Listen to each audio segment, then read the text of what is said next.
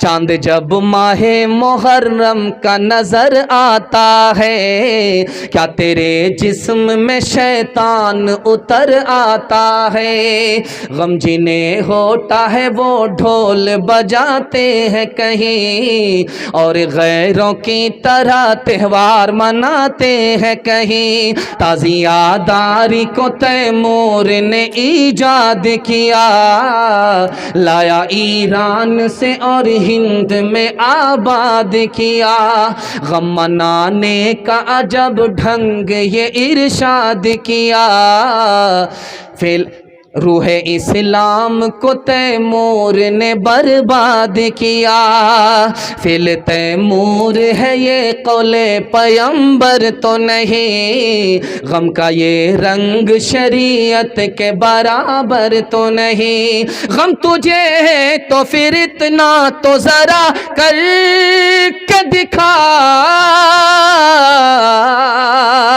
ڈھول تاشے سے تیرے باپ کی میت کو اٹھا، ڈھول تاشے سے تیرے باپ کی میت کو اٹھا، چاند جب ماہ محرم کا نظر آتا ہے کیا تیرے جسم میں شیطان اتر آتا ہے، غم جنہیں ہوتا ہے وہ ڈھول بجاتے ہیں کہیں اور غیروں کی طرح تہوار مناتے ہیں کہیں، وہ خرافات کا بازار لگاتے ہیں کہیں،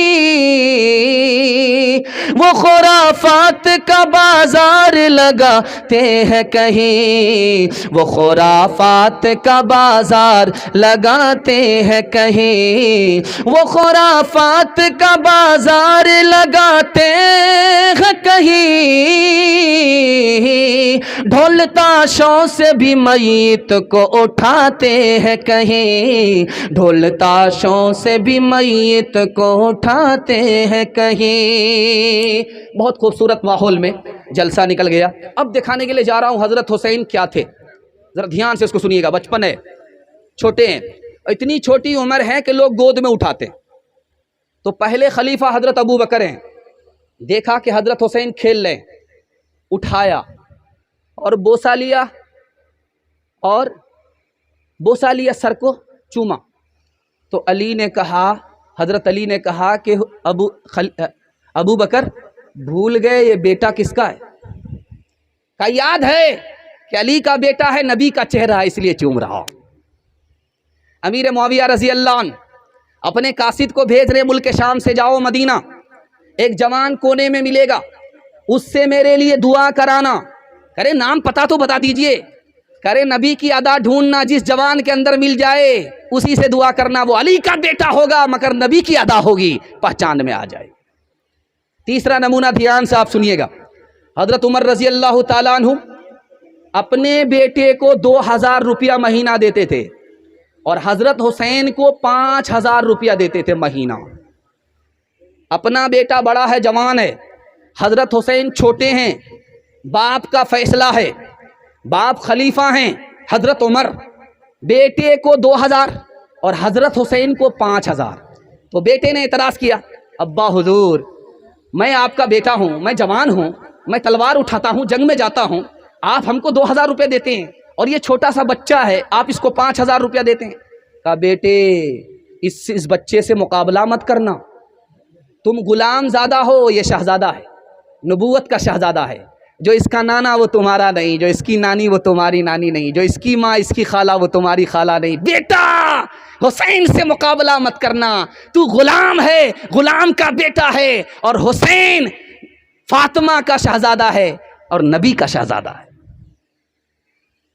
3 بات آپ کے سامنے رکھنے کے لیے جا رہا ہوں، اور میں دل سے دعا کرتا ہوں اللہ آپ کے بچے کو حضرت حسین جیسا ہونہار عطا فرمائے، ہونہار بنائے۔ دھیان سے سنیے گا، جلدی سے نکل جائے گا۔ حضرت حسین نے حضرت علی سے پوچھا کہ ابا یہ بتائیے مجھ سے محبت ہے؟ کہا کہاں ہے؟ کہا میری ماں سے محبت ہے؟ کہاں ہے؟ کہا میرے نانا سے محبت ہے؟ کہاں ہے؟ کہا میری نانی سے محبت ہے؟ کہاں ہے؟ کہا میری خالہ سے محبت ہے؟ کہاں ہے؟ میرے رشتہ دار سے محبت ہے؟ کہاں ہے؟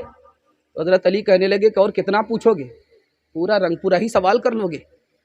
تو کہا کہ ابا حضور آپ کا دل ہے یا ڈبہ؟ پورا رنگ پورا آ گیا۔ میں تو سمجھ رہا تھا کہ صرف اللہ سے محبت ہوگی. اس سے اندازہ کیجئے کہ کتنی بڑی شان رکھتے تھے. حضرت عمر رضی اللہ تعالیٰ عنہ کو ریلیف بانٹنا تھا، ہر مسلمان کے بچے کو ریلیف دینا تھا. تو ان کو پوچھنا تھا مجمع سے، بھائی کس عمر کے بچے کو سرکاری پیسہ ملنا چاہیے؟ دانت ٹوٹے تب، دودھ چھوڑے تب، 2 سال کا ہو جائے تب، پیدا ہو تب، کب دینا چاہیے؟ تو کسی کے پاس جواب نہیں تھا. حضرت حسین بچپن میں ہیں، کھڑے ہو کر کے سوال کرتے ہیں، چچا جان مجھے اجازت دے دو، 2 منٹ میں جواب دے دوں گا. کہا کہ یہ کیا بات ہے؟ تو کہا کہ بیٹا جواب دو. کہا جب بچہ پیدا ہوتا ہے تو وہ روتا ہے، ہنستا نہیں ہے، اس کو ہنسانا پڑتا ہے. وہ بچہ روتا رہتا ہے، وہ رو کر کے یہ بتاتا ہے کہ سرکار کے خزانے میں میرا حصہ لگ گیا، جب تک نہیں دو گے میں BBC لندن چپ بیٹھنے والا نہیں ہوں. حضرت عمر نے کہا شاباش بیٹے، مسئلے کو حل کر دیا. مسئلہ سمجھ میں آ گیا کہ بچہ جیسے ہی پیدا ہو سرکار کے خزانے سے اس کو سرکاری پیسہ ملنا چاہیے. آخری بات بتانے کے لیے جا رہا ہوں، دھیان سے سنیے گا اور آپ سے وعدہ لینا چاہ رہا ہوں. حضرت حسین کے پاس ایک آدمی آیا پیسہ لینے کے لیے، کہا 100 روپیہ دے دیجیے. تو حضرت حسین نے ان کو 1000 روپیہ دیا. تو بغل کا جو آدمی تھا وہ بولا کہ آپ فضول خرچی کر رہے ہیں. اس آدمی نے 100 روپیہ مانگا تھا، آپ کو 100 روپیہ دینا چاہیے، آپ نے 900 روپیہ بڑھا کر کے دے دیا، یہ فضول خرچی ہے. تو حضرت حسین نے کہا کہ تمہاری سمجھ میں یہ فضول خرچی ہے، لیکن میری سمجھ میں یہ نبی کی سنت ہے، میں نے اس پر عمل کیا ہے. ہاتھ اٹھا کر کے وعدہ کیجئے، دوسرے کا کھائیں گے اپنا بچائیں گے. ہاتھ اٹھائیے، انشاءاللہ بالکل صحیح جا رہا ہے. دیکھیے 2-4-5 آدمی ہاتھ اٹھا رہے ہیں.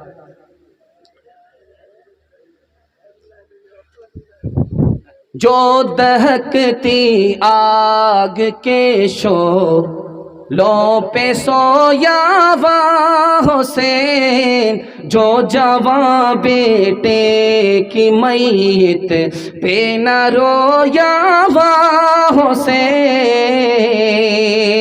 جس نے اپنے خون سے کربل کو دھویا ہوا حسین، جس نے اپنے خون سے کربل کو دھویا ہوا حسین، جس نے اپنے خون سے کربل کو دھویا ہوا حسین، جس نے اپنے خون سے کربل کو دھویا ہوا حسین، جس نے اپنے خون سے کربل کو دھویا ہوا حسین، جس نے سب کچھ کھو کے بھی کچھ نہ کھویا ہوا حسین، جس نے سب کچھ کھو کے بھی کچھ نہ کھویا ہوا حسین. اب آئیے کوفہ کے لوگ کیسے تھے اور کیسے منافق تھے یہ دکھانے کے لیے جا رہا ہوں. حضرت حسین کے حوالے سے پیغام آ رہا ہے، اس میں آپ کو سمجھ میں آ جائے گا کہ سچائی کیا ہے. دکھانے کے لیے جا رہا ہوں. آدمی منافق بنتا ہے 2 وجہ سے، لالچ میں، خوف میں. کسی نے تلوار کی دھمکی دے دی، اب خوف میں وہ حق کا ساتھ چھوڑ دیتا ہے. اور کسی نے پیسے کا لالچ دے دیا تو رشوت میں بک جاتا ہے، حق کا دامن چھوڑ دیا، باطل کے صف میں کھڑا ہو جاتا ہے. امام حسین کو مدینہ سے بلایا کس نے؟ کوفہ کے لوگوں نے. لیکن یزید نے تلوار کا خوف دیا اور پیسے کا لالچ دیا، بدل گئے. جو امام حسین کے ساتھ کھڑے ہوتے وہ یزید کی صف میں کھڑے ہو گئے. اور آج بھی دیکھیں گے مولانا طارق جمیل صاحب دامت برکاتہم کہہ رہے تھے کہ ہم لوگ حسین حسین کرتے رہتے ہیں، لیکن کام کس کا کر رہے ہیں؟ یزید کا. یزید کی صف میں ہم لوگ کھڑے رہتے ہیں. ہم اتنے گمراہ ہو چکے ہیں کہ ہماری آنکھ پر پردہ پڑا ہوا ہے، ہم کو سمجھ ہی میں نہیں آتا کہ ہم کہاں ہیں، حضرت حسین کے ساتھ ہیں یا یزید کے ساتھ. تو حضرت حسین جب آئے، خط دکھایا کہ دیکھو میں نے، یہ تمہارا خط ہے، تم نے خط لکھ کر کے مجھ کو مدینہ سے کوفہ بلایا ہے، اگر تم نہیں بلاتے تو میں نہیں آتا. تمہارا خط ہے اور آج تم میرے ساتھ نہیں ہو، یزید کی صف میں ہو. تو ادھر سے 30 تیر برسا دیا. اور جانتے ہیں کتنا تیر پڑا تھا؟ 32 تیر حضرت حسین کے جسم میں آ کر کے پیوست ہوئے تھے. 32 تیر. اور تلوار چلا دی. تلوار کتنی چلی ہے؟ 43 تلوار چلی ہے. 32 تیر 43 تلوار اس آدمی کے اوپر پڑے، پھر بھی وہ آدمی زندہ ہے. بتائیے کیسی جان تھی، کیسا ایمان تھا. اس کے بعد انہوں نے کہا کہ لوگوں مجھے نماز پڑھنے دو، قرآن پڑھنے دو، مدینہ واپس جانے دو. کہا مدینہ واپس جانے نہیں دیں گے، قرآن پڑھنے نہیں دیں گے، نماز پڑھنے نہیں دیں گے. تو حضرت حسین نے کہا اللہ قیامت تک تمہیں قرآن سے محروم کرے، اللہ قیامت تک تمہیں مدینے سے محروم کرے، اللہ قیامت تک تمہیں مسجد اور جماعت سے محروم کرے. آج بھی اس کا اثر آپ دیکھ لیجئے، جو لوگ لاٹھی کھیلتے وہ قرآن سے دور، مسجد اور نماز سے دور. یہ اثر کس کا ہے؟ یزید کا اثر ہے، اور حضرت حسین کی بد دعا کا اثر ہے. 5 تحفے حضرت حسین نے عطا فرمائے. پہلا کام کیا حضرت حسین نے صبر کیا، ماتم نہیں کیا. اپنے گھر والے سے کہا جب میں مر جاؤں، شہید ہو جاؤں تو ماتم مت کرنا. صبر کیا، ماتم نہیں کیا. دوسرا کام کربلا کے میدان میں حضرت حسین نے کیا کیا؟ قرآن پڑھا، مرثیہ پڑھنے نہیں دیا. تیسرا کام کیا کیا؟ جس وقت شہید ہوئے ہیں روزے کی حالت میں تھے، روزہ توڑا نہیں تھا. چوتھا کام یہ کیا کہ گلا تیر کی بارش ہو گئی، تلوار کی بارش ہو گئی، پھر بھی وقت پر نماز ادا کی ہے، قضا نہیں کیا. اور دوسری بات کیا ہے؟ سر کٹا دیا لیکن یزید کے ہاتھ میں ہاتھ نہیں دیا. یہ 5 کام کیے حضرت حسین نے. ایک مثال ہے، پیغام ختم کر رہا ہوں.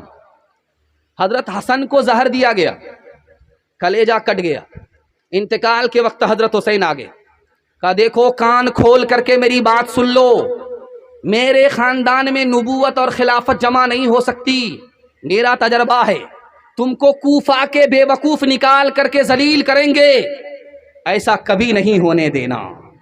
یزید کو امام امیر معاویہ رضی اللہ عنہ نے نصیحت کیا، مجھے ڈر ہے تو حسین کی طرف سے ڈر ہے. حسین کو عراق کے مکار نکالیں گے تمہارے خلاف، اور وہ اگر نکلیں اور تم سے مقابلہ ہو جائے، تم غالب آ جاؤ تو حضرت حسین سے درگزر کرنا، چونکہ وہ نواسے رسول ہیں اور ہمارے رشتہ دار ہیں. دیکھیے خطرہ محسوس ہو چکا تھا. اور دوسری بات، مکہ سے چلا، مکہ آ رہا ہے، کوفہ کا آدمی مسئلہ معلوم کرنے کے لیے. کیا مسئلہ تھا؟ مسئلہ یہ ہے کہ نماز کی حالت میں نماز پڑھ رہا تھا، مچھر نے خون چوس لیا، اس کا پیٹ انڈیا گیٹ ہو گیا. مجھے لالچ آیا، غصہ آیا، میں نے اس کے منہ پر تماچا مارا، اس کا پیٹ پھٹ گیا. اب وہ خون میرے کپڑے کو لگا، بدن کو لگا. نماز ہوئی کہ نہیں ہوئی؟ نماز لوٹانی پڑے گی. کپڑا پاک، بدن پاک یا ناپاک ہوا؟ مسئلہ معلوم کرنے کے لیے کہاں سے چلا ہے؟ کوفہ سے چلا ہے. کہاں آیا ہے؟ مکہ آیا ہے. ابن عمر نے کہا کہ لوگوں دیکھو ان مکاروں کو، جس وقت نواسے رسول کو ان لوگوں نے شہید کیا تھا اس وقت مسئلہ معلوم نہیں کیا تھا یہ خون حلال ہے یا حرام ہے. مچھر کا خون معلوم کر رہا ہے، اوپر سے پھیٹ پھاٹ ہے، نیچے سے مقامہ گاٹ ہے. مجھے کوفہ والو مسافر نہ سمجھو، میں آیا نہیں ہوں، بلایا گیا ہوں. ایک مہمان بنا کر ستایا گیا ہوں، میں رویا نہیں ہوں، رلایا گیا ہوں. خیمہ جلایا، ساما بھی لوٹا، گنچا بھی ٹوٹا، گلستاں بھی لوٹا، گنچا بھی ٹوٹا، گلستاں بھی لوٹا. بہشت بری میں مکان بن رہا ہے، میں اجڑا نہیں ہوں، بسایا گیا ہوں. خدا جانے کیسی ہے یہ میزبانی، 72 پیاسوں کا ہے بند پانی، 72 پیاسوں کا ہے بند پانی. مقدر میں ہے جام میں کوثر کا پینا، میں پیاسا نہیں ہوں، پلایا گیا ہوں. جو جھکتا تھا سر بارگاہ ہے خدا میں وہی سر قلم ہو گیا کربلا میں، وہی سر قلم ہو گیا کربلا میں، شہادت کی منزل کو پایا ہے ہم نے، میں مردہ نہیں ہوں جلایا گیا ہوں۔ آخری پیغام 3 منٹ کا میرے حصے کا اور امام حسین کی شہادت کے حوالے سے یہ پیغام مکمل ہونے جا رہا۔ آخری پیغام سننے کے لیے تیار ہیں؟ ہاتھ اٹھا دیجئے انشاءاللہ۔ اگلے سال عمل کریں گے، ہاتھ اٹھائیے انشاءاللہ۔ خیر یہاں آ کر کے پھنسے، دھیان سے سنیے گا، جلدی سے نکل جائے گا۔ آخری پیغام سنا رہا ہوں اور اس حصے کو مکمل کر رہا ہوں۔ آپ لوگ جتنے جوش کے ساتھ اور جتنے ہوش کے ساتھ سن رہے ہیں، دل سے دعا نکل رہی ہے، اللہ آپ کو دین دنیا دونوں کی بھلائی سے مالا مال فرمائے۔ دھیان سے سنیے گا۔ اس مہینے میں 3 پروپگنڈے ہیں۔ پہلا پروپگنڈا یہ ہے اس مہینے میں نکاح نہیں ہوتا، اس لیے آپ دیکھیں گے جات بارات کو آپ نہیں دیکھیں گے اس مہینے میں۔ لوگ بیٹی کی شادی نہیں کرتے ہیں، بیٹے کی شادی نہیں کرتے، لیکن یہ صحیح نہیں ہے، غلط ہے۔ میں آپ کو 4 شادی اس مہینے میں دکھانے کے لیے جا رہا ہوں کہ اس سے بڑھ کر کے دنیا میں کوئی شادی ہے ہی نہیں۔ اللہ کے رسول نے حضرت صفیہ رضی اللہ عنہا سے جو نکاح کیا، محرم کا مہینہ تھا۔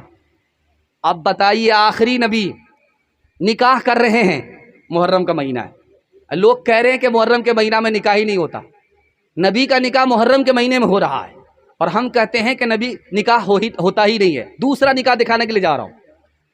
فاطمہ کا نکاح علی سے محرم کے مہینے میں ہو رہا ہے۔ اب بتائیے چہیتی بیٹی، آخری بیٹی، چہیتا داماد حضرت علی اور فاطمہ، ان کا نکاح محرم کے مہینے میں ہو رہا ہے۔ 2 نکاح اللہ نے آسمان پر کیے۔ ایک نکاح ہوا ہے نبی کا زینب سے، آسمان پر ہوا ہے، اور دوسرا نکاح ام کلثوم کا حضرت عثمان سے آسمان پر ہوا ہے۔ یہ نکاح بھی محرم کے مہینے میں ہو رہا ہے، رخصتی بھی محرم کے مہینے میں ہو رہی ہے۔ اب چوتھا نکاح دکھانے کے لیے جا رہا ہوں۔ کربلا کے میدان میں حضرت حسین نے سیدنا قاسم کا جو نکاح کیا ہے وہ بھی محرم میں کیا ہے، اور عاشورہ کے دن کیا ہے، اور محرم کے مہینے میں کیا ہے۔ اب بتائیے یہ پروپگنڈا غلط ہے کہ محرم کے مہینے میں نکاح نہیں ہوتا۔ محرم کے مہینے میں نکاح ہوتا ہے، اور نکاح نبی نے کیا ہے، اپنی بیٹی کا نکاح کیا ہے، حضرت عثمان کا نکاح ہوا ہے، امام حسین نے کیا ہے۔ اس لیے اس غلط فہمی کو دور کر کے ہم اپنی بچی کا نکاح محرم میں کریں گے انشاءاللہ۔ دوسرا پروپگنڈا اس مہینے میں کیا ہوتا ہے کہ یہ جلوس کا دن ہے اور یہ ماتم کا مہینہ ہے۔ دھیان سے اس کو سنیے گا۔ کسی نے مجھے مار دیا اور میرے گھر کے آدمی نے بدلہ لے لیا تو معاملہ ختم ہے۔ اب ہر سال اس معاملے کو نہیں اٹھنا چاہیے، کیسا کیسی ختم۔ لیکن دیکھیے دکھانے کے لیے جا رہا ہوں، حضرت حسین کو جتنے لوگوں نے مل کر کے شہید کیا ان سب کو مار دیا گیا، کاٹ دیا گیا۔ اور مارنے والا کون تھا؟ مختار سقفی تھا۔ اور 5 سال کے اندر ہی حضرت حسین کو قتل کرنے والے کو چن چن کر کے مار دیا گیا، ایک بھی نہیں بچا۔ جانتے ہیں ایک ایک دن میں 248 آدمی کو مارا جاتا تھا۔ اس لیے مارا جاتا تھا کہ یہ بھی حضرت حسین سے لڑنے کے لیے آیا تھا۔ ایک دن میں 248 آدمی کو مارا گیا۔ اور شمر جس نے حضرت حسین کا سر تن سے جدا کیا تھا، اس کو مار کر کے کتے کے آگے اس کی بوٹیاں رکھ دی گئی۔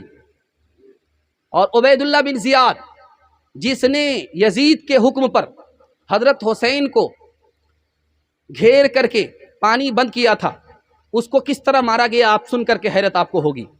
اس کو اس طرح مارا گیا کہ اس کی ایک ایک بوٹی کر دی گئی، اور مسجد میں لا کر کے اس کی بوٹیوں کا ڈھیر رکھ دیا گیا، کسی کو بھی نہیں چھوڑا گیا۔ پھر یہ تعزیہ کس کو دکھانے کے لیے؟ یہ لاٹھی کس کو دکھانے کے لیے؟ یہ تلوار کس کو دکھانے کے لیے؟ سمجھ میں بات آ گئی، یہ سیاست ہے، شریعت نہیں ہے۔ اور ایک خاص بات یاد رکھیے، 352 سال تک کوئی محرم نہیں تھا۔ یہ محرم جو ہوا، تعزیہ جو نکلا، نشان اور یہ جلوس امام باڑہ، یہ کب سے ہے؟ 352 سال کے بعد۔ نجب کے بادشاہ معیز الدولہ نے اس کو شروع کیا، اور ہندوستان میں کیسے آیا آپ کو سن کر کے حیرت ہوگی۔ 880 ہجری میں نبوت کی ہجرت کے 880 سال کے بعد ہندوستان میں شروع ہوا۔ 880 سال کے بعد ہندوستان میں کیسے شروع ہوا یہ آپ کو سن کر کے حیرت ہوگی۔ تیمور بادشاہ تھا، یہ کربلا ہر سال جاتا تھا محرم میں، حضرت امام حسین کی قبر کی زیارت کے لیے جاتا تھا۔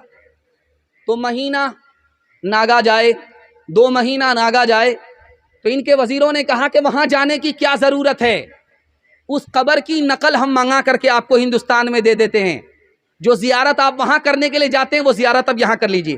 آپ دیکھیں گے امام باڑہ بنتا ہے، امام باڑے پر لوگ زیارت کرتے ہیں۔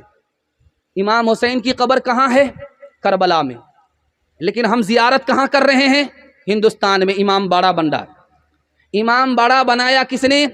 تیمور لنگ نے۔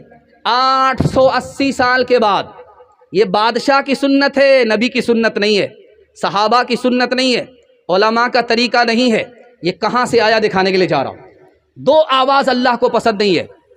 خوشی کا موقع ہے گانے کی آواز، یہاں آپ دیکھیں گے کہ جب بھی شادی ہوگی ڈی جے بجے گا، کیوں ہے؟ لڑکا پھڑکا چالو کر دیا ہے۔ یہ لڑکا پھڑکا کیا بن باپ کا ہے کیا؟ اس کا بھی تو کوئی باپ ہے۔ گانے کی آواز اللہ کو پسند نہیں، خوشی کے موقع سے گانے کی آواز اللہ کو پسند نہیں، اور غم کے موقع سے ماتم کی آواز اللہ کو پسند نہیں۔ لکھنؤ میں مہمان آئے، کہاں سے؟ عرب کے، امام حسین کے خاندان کے لوگ آئے، علی میاں ندوی رحمۃ اللہ علیہ سے ملنے کے لیے آئے۔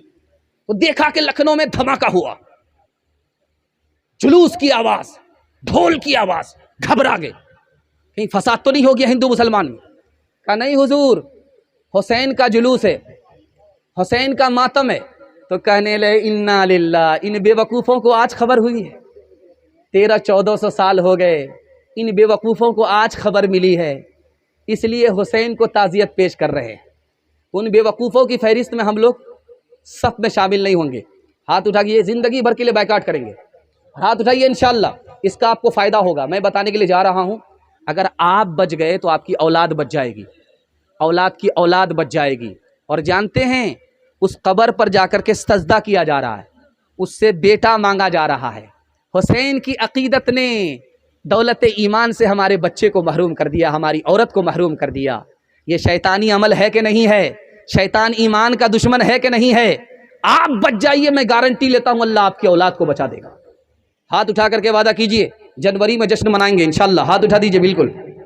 محرم میں ماتم، ہاتھ اٹھائیے، انشاءاللہ سنا دوں گا، ورنہ یہی ختم کرتا ہوں۔ اجازت ہے؟ 3 منٹ کا پیغام سنا رہا ہوں، ہاتھ اٹھائیے۔ یونیفارم سول کوڈ کے حوالے سے سنانے کے لیے جا رہا ہوں، یہ آخری پیغام ہے میرا، 2-3 منٹ میں اس کو مکمل کرنے کے لیے جا رہا ہوں۔ ماشاءاللہ آپ لوگوں نے جتنا اچھا سنا، دل خوش ہو گیا۔ میں تو سمجھ رہا تھا کہ یہ میلاد بن جائے گا، لیکن اللہ کا شکر ہے پچھلے سال کے جلسہ سے بھی اچھا جلسہ ہوا۔ امید کرتے ہیں کہ پچھلے سال کا جو اثر تھا اس سے بھی بڑا اثر اللہ اس جلسے میں رکھے، اور ہم سب کو سنت پر، شریعت پر قائم اور دائم فرمائے، خرافات بدعات سے ہم سب کی حفاظت فرمائے۔ یہ جس مدرسے کا داخلہ، جس مدرسے کا جلسہ ہو رہا ہے، جامعہ فرقانیہ نور الصبا للبنات، جس کے حوالے سے میں نے کہا، اس میں داخلہ 31 جولائی سے 3 اگست تک ہوگا، اور 5 اگست سے تعلیم شروع ہو جائے گی۔ یہ بچیوں کی تعلیم کے لیے ادارہ ہے، اور سب سے بڑا آفر ہے کہ آپ پریشان ہوتے پورنیہ بھیجنے کے لیے، اور مفتی صاحب کے مدرسے میں گنجائش نہیں ہے تو آپ مایوس بیٹھے تھے، تو اب یہ آفر آپ کے پاس ہے کہ اپنی بچی کو آپ تعلیم دلائیے۔ مرد پڑھتا ہے تو فرد پڑھتا ہے، مرد پڑھتا ہے، عورت پڑھتی ہے تو خاندان پڑھتا ہے۔ ہمارے نانا حیات سے تھے، پورنیہ سے بنات والے آئے تھے کہ چلیے آپ وہاں قرآن کی خدمت کیجیے گا۔ ہمارے نانا بولے کہ نہیں، ہم تو نہیں جا سکتے ہیں، لیکن قاری فرقان صاحب ہماری طرف سے جا سکتے۔ تو قاری فرقان صاحب آئے، اس وقت حیات سے تھے، تو نانا نے کہا کہ آپ جائیے وہاں قرآن کی تعلیم دیجیے۔ تو دیکھا کہ قاری صاحب تیار نہیں ہے اندر سے، تو ہمارے نانا نے ایک جملہ کہا، آپ جائیں گے اور وہاں بچیوں کو آپ تعلیم کریں گے، وہ بچی کہاں کہاں بھی آئی جائے گی، وہ آپ کا قرآن پورے خاندان میں عام کرے گی، اس سے بڑی سعادت آپ کے لیے کیا ہوگی. اتنا سننا تھا کہ وہ حوصلہ پا گئے اور بیماری کے باوجود بھی انہوں نے زندگی بھر قرآن کی خدمت کی. ان کے لیے دعا کیجیے اللہ ان کو پوری ملت کی طرف سے جزائے خیر عطا فرمائے. اور ان کے نام سے یہ ادارہ قائم ہو رہا ہے. جس طرح انہوں نے قرآن کی تعلیم کو سینچا اسی طرح اس ادارے سے اللہ تعالیٰ پوری بستی کے بچیوں کو قرآن کی تعلیم سے بھراور فرمائے. تو آپ اس کی طرف دلچسپی لیجئے گا, اس کو سرسری مت لیجئے گا. وسطانیہ فوقانیہ امتحان میں آپ کی بہت زیادہ دلچسپی ہوتی ہے, ستو پی پی کر کے آپ ایگزام دلواتے ہیں, لیکن حاصل کچھ نہیں ہے. جاہل کی پوشاک اچھی تو کیا, چھچندر کے سر میں چمبیلی کا تیل. لیکن یہ ادارہ کھلا ہے, اس میں آپ تعلیم دلائیے دین سے لے کر کے دنیا تک. اللہ تعالیٰ آپ کو آباد فرمائے. انشاءاللہ ادھر پورا دھیان دیں گے, ہاتھ اٹھائیے انشاءاللہ دھیان سے سنیے گا. بس آخری پیغام 2-3 منٹ کا سنا رہا ہوں اور اس کے بعد دعا ہو جائے گی. اور دعا میں آپ اپنے لیے بھی دعا کیجئے کہ قبولیت کی گھڑی ہے کہ اللہ تعالیٰ سچا پکا ہم سب کو مسلمان بنائے. دھیان سے سنیے گا, جلدی سے نکل جائے گا. 1992 میں سپریم کورٹ میں ایک کیس آیا. اس کیس میں کیا تھا, لڑکی کا کہنا تھا میری خاطر اپنے ماں باپ کو چھوڑنا پڑے گا. لڑکا بولا ایسا کیسے کریں گے, لوگ کہیں گے یہ زن مرید ہے, جورو کا غلام ہے. دوپٹے کی ہوا کھا کر کے ماں باپ ہی کو چھوڑ دیا. اب لڑکا پریشان. 1992 میں یہ کیس داخل ہوا ہے. لڑکی نے کیس کیا ہے کہ میری خاطر, میں تمہاری بیوی ہوں, تم میرے شوہر ہو, میں نے تمہاری خاطر ماں باپ کو چھوڑ دیا, خاندان کو چھوڑ دیا, تم کو میری خاطر ماں باپ کو چھوڑنا پڑے گا. سپریم کورٹ میں کیس آیا. غور کرنے کی بات ہے, ہندو پرسنل لا ختم ہو چکا 1954 میں, اور یہ کیس آیا ہے ہندوؤں کا 1992 میں. سپریم کورٹ کے ججوں نے کیا فیصلہ کیا وہ آپ کو سن کر کے حیرت ہوگی. انہوں نے کہا بیٹا بیوی کو تو چھوڑ سکتا ہے, ماں باپ کو چھوڑ نہیں سکتا. اور وکیل نے دلیل پوچھی کہ آپ کہاں سے کہہ رہے ہو, کہ ہر مذہب میں ماں باپ کو چھوڑا نہیں جا سکتا, چاہے وہ ہندو دھرم ہو, چاہے وہ اسلام ہو, چاہے وہ سکھ ہو, اور عیسائی کی تو بات ہم کرتے نہیں ہیں. یہ 3 دھرم کے لوگوں کا حال ہے, ان کے ریت اور رواج کا حال ہے کہ بیوی کی خاطر ماں باپ کو چھوڑا نہیں جا سکتا. اگر ہندو پرسنل لا پر فیصلہ ہوتا تو یہ فیصلہ ہوتا کہ ماں باپ کو چھوڑ دینا پڑے گا, بیوی کو رکھنا ہے, ماں باپ کو چھوڑنا ہے. لیکن دیکھیے ضمیر زندہ ہے, مذہب زندہ ہے تو انسانیت زندہ ہے, مذہب نہیں تو انسانیت ختم. اور دھیان سے سنیے گا, مہا بھارت میں لاکھوں لوگوں کی جان گئی ہے. جانتے ہیں کس کی وجہ سے؟ ایک قانون ہونے کی وجہ, یکساں سول کوڈ کی وجہ سے. گرو گوالکر تھے, انہوں نے کہا کہ یکساں سول کوڈ نہیں ہونا چاہیے, ہر ہندوستانی کو اپنے مذہب پر, اپنے دھرم پر چلنے کی آزادی ہونی چاہیے. جس دن یہ آزادی ختم ہو گئی اس دن ہندوستان کی موت ہے. 1985 میں راجیو گاندھی جی نے کہا تم کہتے ہو اسلام, تم کہتے ہو مسلمان, مسلمانوں کا قانون عورت کے لیے اتنا بہترین ہے کہ پوری دنیا کا قانون مسلمانوں کے قانون سے مقابلہ نہیں کر سکتا.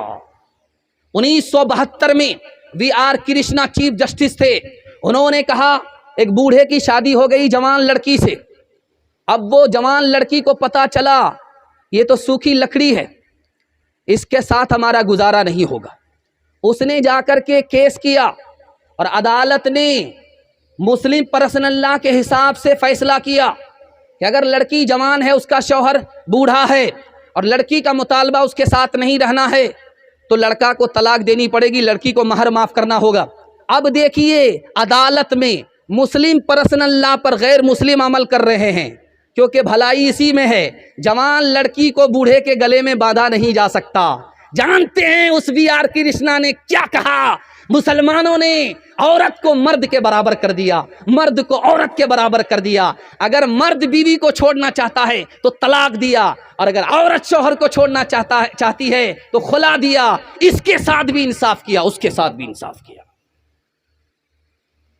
ایک خاص بات سنیے, ہندوستان کی قانون میں دفعہ 44 ہے, اس 44 میں لکھا ہے کہ ایک ملک ہونا چاہیے, ایک قانون ہونا چاہیے. لیکن اس کا سیدھا سا جواب دیا ہے کہ اگر سکھ کا نکاح ہو جائے سکھ سے کوئی جھگڑا نہیں ہوتا, اور اگر مسلمان کا نکاح مسلمان سے ہو جائے کسی کوئی جھگڑا نہیں ہوتا. عیسائی کا نکاح عیسائی سے ہو جائے کوئی جھگڑا نہیں ہوتا. لیکن اگر اس کے برعکس ہندو لڑکی ہو مسلمان لڑکا ہو، مسلمان لڑکی ہو ہندو لڑکا ہو، تو ایسا جھگڑا ہوتا ہے کہ خون کی ندیاں بہہ جاتی ہیں، لڑکی کی جان چلی جاتی ہے، لڑکے کی جان چلی جاتی ہے، زندہ جلا کر کے مار دی جاتی ہے۔ یہ کس وجہ سے؟ یکساں سول کوڈ کی وجہ سے۔ اگر مسلم پرسنل لا ہو، ہندو پرسنل لا ہو، تو ہندو کا مسلمان سے جھگڑا نہیں ہوگا۔ اس لیے یہ جو قانون بنا، یہ سمویدھان بنا، اسی لیے بنا تاکہ ہر ایک کو مذہب کی آزادی ہو، مذہب کے درمیان میں ہندو کا مسلمان سے جھگڑا نہ ہو۔ اور ایک خاص بات دیکھیے، سچائی وہ دکھانے کے لیے جا رہا ہوں۔ ایک دفعہ ہے ہندوستان کی، اس کا نام ہے دفعہ 38 میں لکھا ہوا ہے کہ غریب اور امیر دونوں کو برابر ہونا چاہیے، مزدور اور وزیر اعظم دونوں کو برابر ہونا چاہیے، غریبی کو ختم ہونا چاہیے، دونوں کی تنخواہ برابر ہونی چاہیے۔ لیکن 2017 کی رپورٹ ہے، پوری دنیا میں بے روزگار کتنے لوگ ہیں؟ 20 کروڑ لوگ ہیں۔ اور 18 کی رپورٹ ہے، سب سے بڑا بے روزگار ملک کون سا ہے؟ تو لکھا ہندوستان۔ ہندوستان دنیا کا سب سے بڑا بے روزگار ملک ہے۔ اور 1984 کی رپورٹ ہے اقوام متحدہ کی، دنیا کا سب سے بڑا جاہل ملک کون ہے؟ ہندوستان ہے۔ یہاں پر 62% مرد جاہل ہیں، 72% عورت جاہل ہیں۔ سب سے بڑا بے روزگار ملک ہندوستان، سب سے بڑا جاہل ملک ہندوستان۔ لیکن اس کی کسی کو فکر نہیں ہے، حکومت کو بھی مطلب نہیں ہے، عدالت کو بھی مطلب نہیں ہے، میڈیا کو بھی کوئی مطلب نہیں ہے۔ اچھا، اس سے آگے سنیے، 39 میں لکھا ہوا ہے، امیر اور غریب دونوں کو انصاف ملنا چاہیے، جلدی سے ملنا چاہیے۔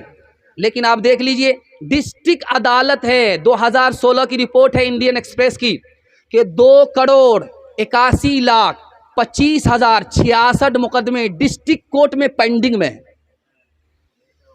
ادھر کسی کا دھیان نہیں ہے۔ اور آگے دیکھ لیجئے، ایک دفعہ 47 ہے، اس میں لکھا ہوا ہے کہ پورے ملک میں شراب کو بند ہونا چاہیے۔ دفعہ 47 میں لکھا ہوا ہے کہ پورے ملک سے شراب کو بند ہونا چاہیے۔ مہاتما گاندھی جی ہاتھ جوڑ کر کے کہتے تھے، لوگوں اگر تمہارا بیٹا شراب پیے گا تمہارا گھر ترقی نہیں کرے گا، اور تمہارے بیٹے کو اگر ترقی نہیں ہوگی تمہارا ملک ترقی نہیں کرے گا۔ خدا کے واسطے شراب کو بند کرو، تمہارا بیٹا بھی ترقی کرے گا، ملک بھی ترقی کرے گا۔ شراب کے ہوتے ہوئے، شراب کو گھر میں عام ہوتے ہوئے یہ ملک کبھی ترقی نہیں کر سکتا۔ لیکن شراب بندی نہیں ہوئی، بہار میں شراب بندی ہوئی، پورے ہندوستان میں شراب پی جا رہی ہے، اس پر کوئی آواز نہیں اٹھا رہا ہے۔ مسئلہ کیا ہے؟ کیوں یکساں سول کوڈ کی بات ہو رہی ہے؟ یکساں سول کوڈ کی بات اس لیے ہو رہی ہے کہ جو آپ کے سر پر ٹوپی ہے، جو چہرے پر داڑھی ہے، جو آپ پنجابی پہن رہے ہیں، یہ مسلمان ہونے کی پہچان ہے، یہ پہچان تک مٹ جائے۔ اور لیکن یہ نہیں مٹا سکیں گے۔ میں آپ سے کہتا ہوں، قاری محمد طیب صاحب رحمۃ اللہ علیہ کہتے ہیں کہ مسلم پرسنل لا کی حفاظت کا وعدہ اللہ نے کر رکھا ہے، لیکن ہم کیوں آواز اٹھاتے ہیں؟ تاکہ اس کی برکت سے اللہ ہماری حفاظت فرمائے۔ اسلام کی حفاظت تو اللہ نے وعدہ کیا ہے، لیکن مسلمان کی حفاظت کا وعدہ نہیں ہے۔ ہم اسلام کی حفاظت اس لیے چاہتے ہیں تاکہ ہماری حفاظت ہو جائے۔ ہاتھ اٹھا کر کے وعدہ کیجئے، ہماری طرف سے داڑھی سکھ رکھے گا، ہاتھ اٹھائیے انشاءاللہ۔ پگڑی سردار رکھے گا، ہاتھ اٹھائیے انشاءاللہ۔ ظالم یہ چاہتا ہے کہ پہچان چھوڑ دے، پہچان چھوڑ دے، گھبرا کے ہم رسول کا فرمان چھوڑ دے، فرمان چھوڑ دے۔ مرنا ہمیں قبول ہے، مر جائیں گے مگر ممکن نہیں کہ دولت ایمان چھوڑ دے، ایمان چھوڑ دے۔ جلسہ مکمل ہو گیا۔ اب آپ سے وعدہ لینا چاہتا ہوں، آپ کے گھر میں کبھی مصیبت نہیں آئے گی۔ مصیبت 3 وجہ سے آتی ہے، گناہ کریں گے بار بار مصیبت آئے گی، حرام کمائیں گے بار بار مصیبت آئے گی، غلط کمائیں گے، غلط ماحول میں رہیں گے بار بار مصیبت آئے گی۔